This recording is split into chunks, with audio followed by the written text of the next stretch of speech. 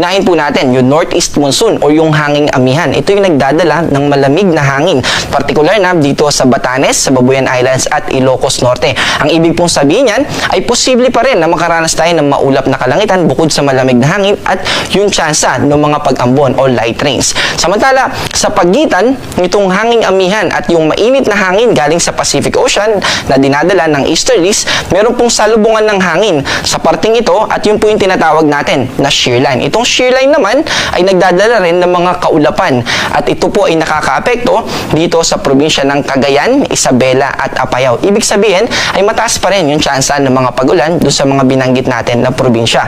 Itong easterlies naman ay nakakadulot din ng mataas na tsansa ng mga pag-ulan sa pamamagitan ng pagdadala ng mga kaulapan. Simula Silangan papunta dito sa eastern coastal area ng Visayas at Southern Luzon. So kasama po dyan na mataas ang tsansa ng pag-ulan dito sa probinsya ng Aurora, kasama din dito sa Quezon, Camarines Norte, Eastern Visayas at ganun din sa Caraga region, particular na sa Dinagat Islands at Surigao del Sur.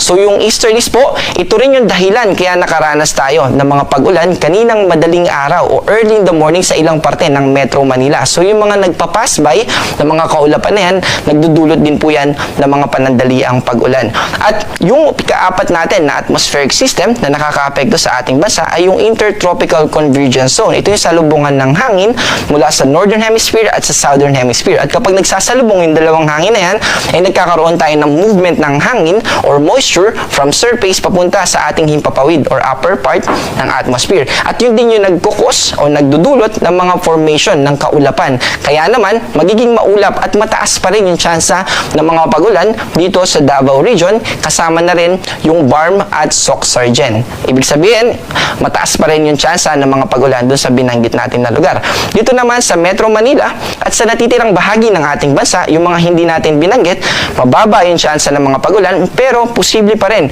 yung mga panandalian, yung mga localized thunderstorm at yung mga panandaliang pagulan na dala ng mga nagpa-pass by o yung mga patches ng mga kaulapan na dumadaan pa simula Silangan hanggang papunta dito sa mainland ng ating bansa.